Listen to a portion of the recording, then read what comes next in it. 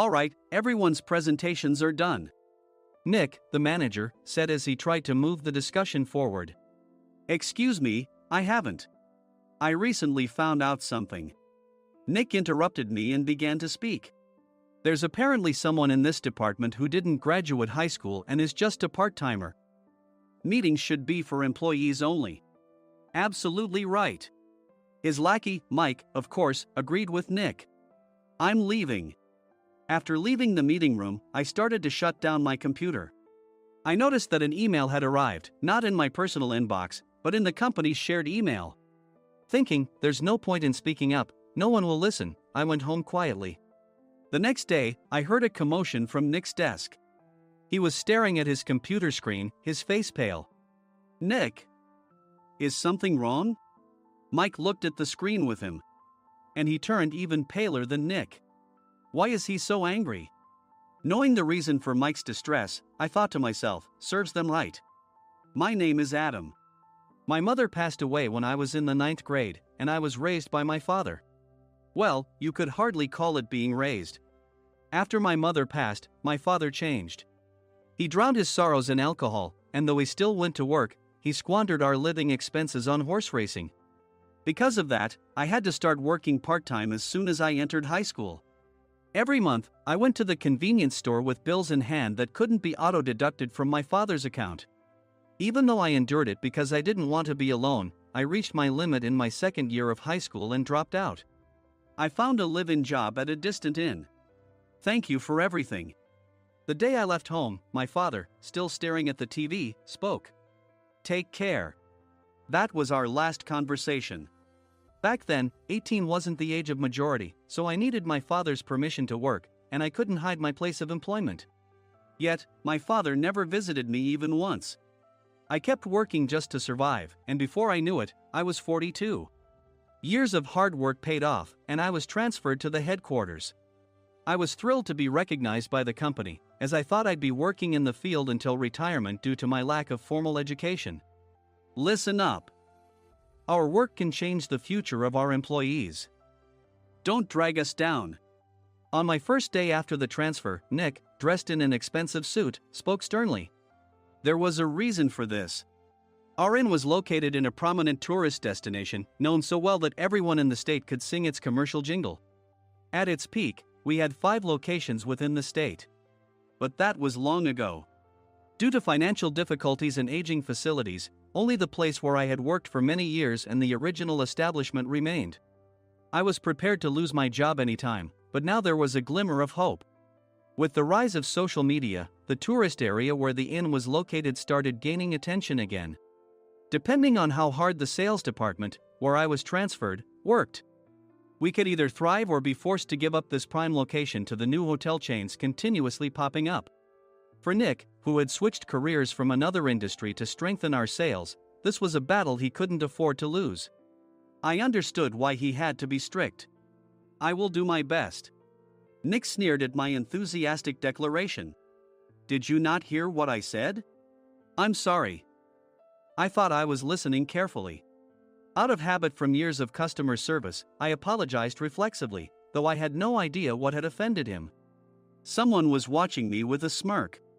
In this department, there are those who are expected to excel and those who have been shoved here because they have nowhere else to go. You are the latter. It was Mike, the section chief.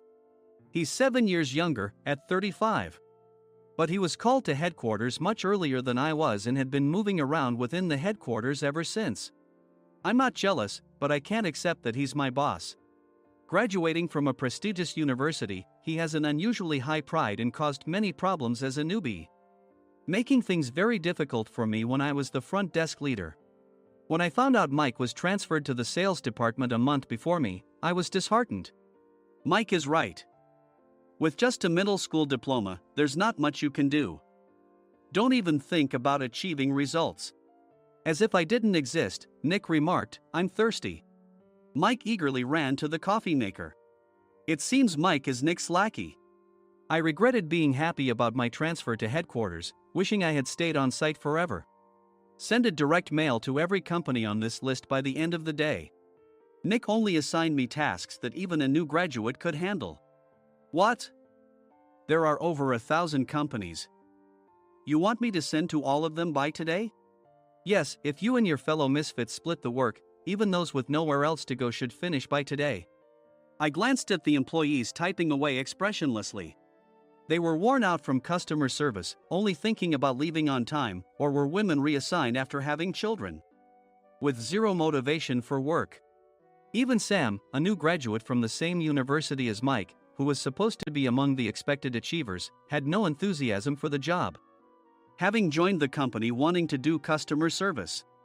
I don't care what they say, I plan to quit anytime, he said. Only Nick and Mike were highly motivated, making all the decisions between the two of them. I originally only wanted to work at the inn to survive and had no particular attachment to this job. I swallowed my words, thinking I had no right to reprimand them. About a month after the transfer, Nick told us with a frustrated look. To commemorate the 50th anniversary, we've decided to create a plan exclusive for one group per day. Originally, Mike and I were supposed to come up with it, but our president, Mr. Thompson, insists on hearing everyone's opinions. So, you all get a chance. As Nick explained, Mike began handing out prints. Make sure not to embarrass Nick. If your ideas are half-baked, you'll have to redo them. It seemed that they had printed his handwritten notes by Mr. Thompson, which included several questions and a section for free responses. It made sense why Nick had to seek our input, given that all responses had to be submitted to Mr. Thompson. We were given a week to think about it, and a meeting was scheduled to compile our ideas. My plan is to let guests enjoy both the old and modern America. Nick began the presentations. Guests would watch a master confectioner at a nearby traditional sweet shop make sweets in front of them. The welcome drink would be premium tea in a bottle. Nick's plan was certainly attractive. After his presentation, Nick called on us to present in the order we were seated. Just as I stood up for my turn. All right, everyone's presentations are done. Excuse me, I haven't. I recently found out something. Nick interrupted me. There's someone in this department who didn't graduate high school and is just a part-timer. He was likely talking about me. I joined the company as a part-timer and was made a full-time employee when I turned 20. That was 20 years ago, so Nick and Mike probably had no chance to know until recently. Meetings should be for employees only. Absolutely right. After that, Nick kept creating opportunities to solicit everyone's opinions, purposefully excluding me from speaking. The meeting unexpectedly heated up and went past the scheduled end time. A few people asked to leave, and the discussion continued with the remaining few. Still here? Normally, you'd leave in that situation. Though I had no attachment to the job initially, hearing kind words from customers made me want to make them happier. For someone like me, with nowhere to go, the inn was my home and customer service was my life. I felt pathetic about my current self. I'm leaving. I left the conference room and started shutting down my computer. I noticed an email had arrived, not in my personal inbox, but in the company's shared email. Thinking no one would listen to what I had to say anyway, I quietly went home. The next day, while preparing the DM as instructed, I heard a commotion from Nick's desk. In his haste to stand up, he hit his knee on the desk. He stared at his computer screen, his face pale. Nick! What's wrong? Mike, thinking he should be the first to rush over, approached Nick while still wearing his coat. He peered at the screen with Nick. And he turned even paler than Nick. Why is he so angry? Who is responsible for this company? Nick, more irritated than ever, asked, and Mike answered without checking. Probably Sam. Sam wasn't there because he was attending a morning training session for new hires. Nick gave up on getting angry and returned his gaze to the screen. They were looking at an email that arrived right after the end of the working day yesterday. Apparently, no one, including me, had checked it before leaving. The email was from a large company that used us for their annual employee trips. The president and executives of that company also frequently used our services personally. President of the company, Mr. Mason himself, had declared that neither he nor his company would ever use our services again. Well, some companies cancel their employee trips or stop using our services due to financial struggles. Let's just move on. Mike kept wiping the sweat from his forehead with a handkerchief. Knowing why Mike was so agitated, I quietly watched their interaction. Do you know how much revenue we get from that company? We can find other guests to fill the rooms, but we'll lose the banquet costs. Gift shop revenue, rental car fees, and more. Moreover, the gifts were supposed to be prepared by the traditional confectionery shop involved in Nick's proposed plan. If it's known that we incurred such a huge loss at this critical time, Nick's position in the company would be jeopardized. Nick took a deep breath, seemingly trying to calm himself. All right, Mike. Go to New York right now and apologize to Mr. Mason. What? You're coming with me, right? I have urgent work to do. I trust you, which is why I'm entrusting this to you. Please. Mike, believing Nick's sincerity, agreed with a determined look on his face, saying, yes.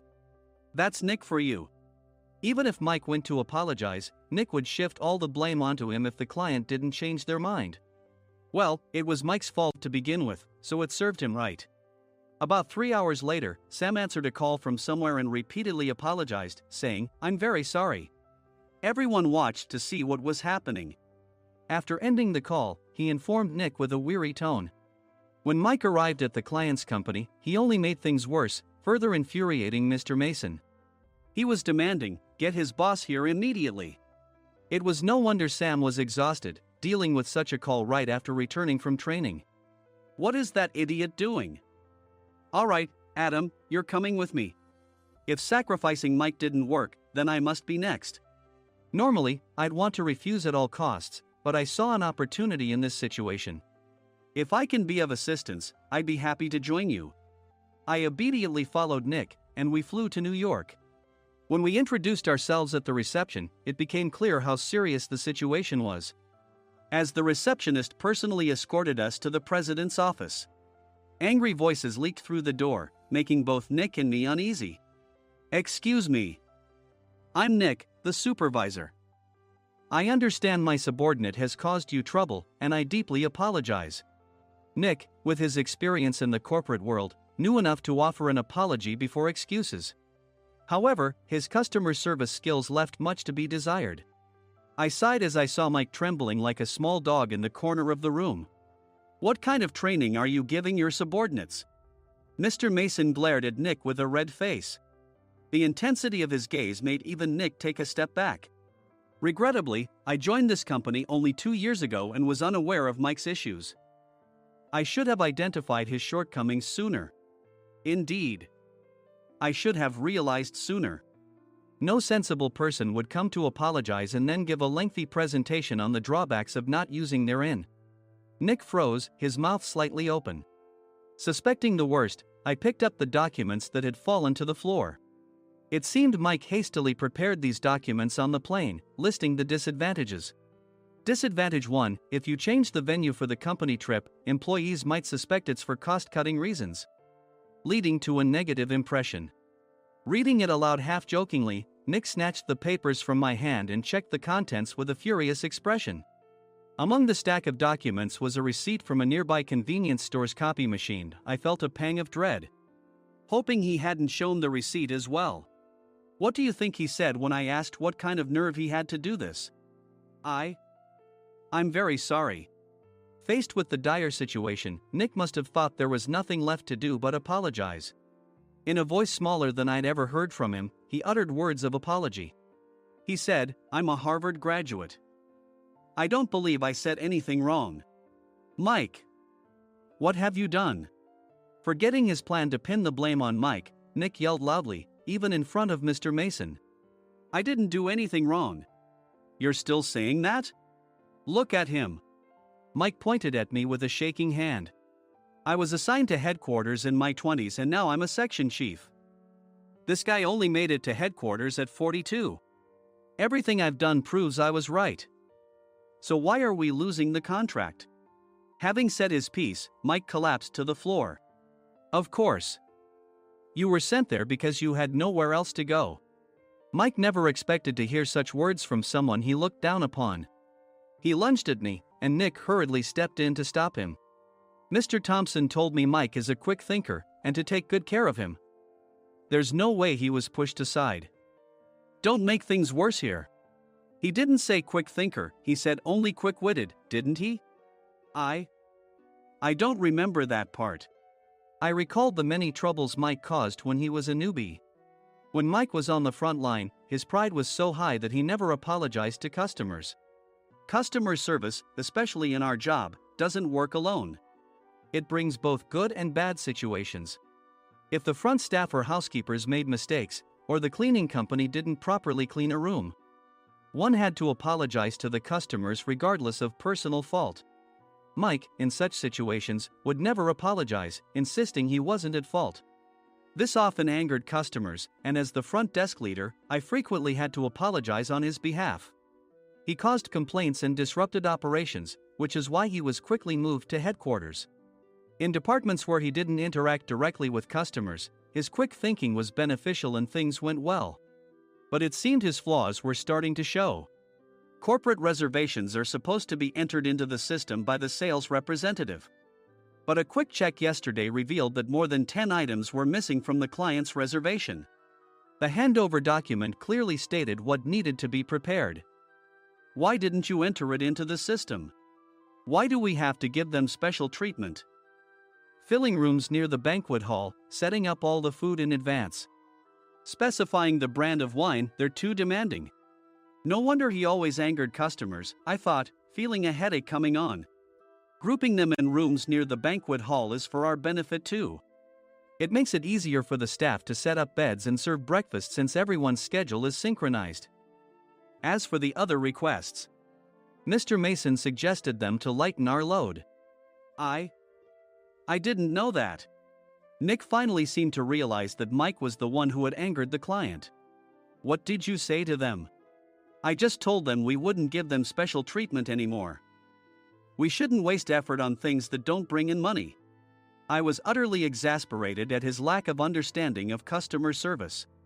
Of course, we shouldn't comply with unreasonable demands. But carrying over successful practices from past stays makes customers feel remembered and enhances their experience. Good memories encourage repeat visits. That's part of our job. I looked down at Mike, who was sitting on the floor. In our job, nothing is a waste. Mr. Thompson likely moved you to the sales department, hoping you'd finally understand this. How do you think he feels now that you failed to meet his expectations? Mike, tears in his eyes, fled the president's office. I was amazed he still hadn't apologized. You have it tough, Adam. It's okay, we're all employees of the same company. I deeply apologize for this disrespectful incident. Especially after all the care you've shown us. If it weren't for you, Adam, I really would have stopped staying here. When I heard you were moving to the sales department, I was willing to reconsider if you handled it. Seeing us talk so amicably, Nick's face contorted. Do you two know each other? Adam's service is excellent.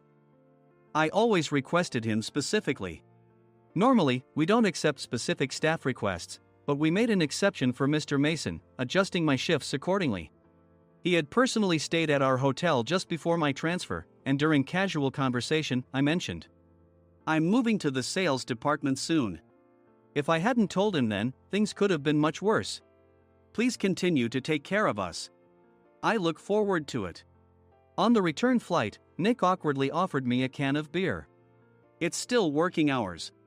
Of course, I had no intention of forgiving him for a single beer. Nick might try to pin everything on Mike and avoid any consequences. While pondering this, a startling fact came to light. Nick, the tea bottles for the plan have arrived. I handed Nick a bottle labeled with our inn's name. They look good. What are you talking about? These are plastic bottles. I had assumed we would use the trendy, high-end bottling tea. But what arrived were ordinary plastic bottles of tea with customized labels. The only unique aspect was the label, which had the inn's name, making it look customized. Upon further investigation, I discovered that a substantial amount of money was set to be paid to the tea company. It was priced like bottling tea. Does this plastic bottle really cost $100 each? The tea inside is specially blended for us. The extra cost is for that. Wouldn't it be better to use another tea company? Or is there a specific reason we must use this one? As Nick continued to make excuses, I showed him a printed email. I informed the tea company's president, Mr. Mitchell, that we discovered irregular payments and he confessed. He said you two were high school classmates and planned to split the extra money. That idiot. Why did he confess? That's not important. You should worry about yourself, this could turn into a police matter. Opening the bottle cap, I suggested. How about calming down with this tea? It supposedly has a relaxing effect. Nick drank the tea frantically. In the following days, decisions were made about their fates. Mike was reassigned to the General Affairs Department, with no chance of transfer or promotion, as per Mr. Thompson's orders. As for Nick, since the payment to the tea company hadn't yet been made, he narrowly avoided legal trouble. Instead, he was encouraged to leave the company, and to avoid further complications, Nick submitted his resignation. Rumor has it that connections between HR departments have made it difficult for him to find new employment. Even though it was good to have those two gone, something unexpected happened in the sales department. Everyone became motivated and united in refining the 50th anniversary plan. In the end, my plan was adopted. We collaborated with the Tourist Information Center to provide personalized guides. The plan, tailored to the number of guests, was truly special for the 50th anniversary. Hey, is Adam's family coming to stay? I immediately booked that special plan for my family. Sam noticed it on the reservation list and quickly picked up on it. Yes, I'm inviting my father. That's great. I might invite my parents too. I lacked the courage to face my father just as Adam. But here, with the confidence Mr. Mason praised, I felt ready. The 50th anniversary plan was a perfect opportunity to reconnect with my father. I hoped to bring back the days when we could laugh together as we once did.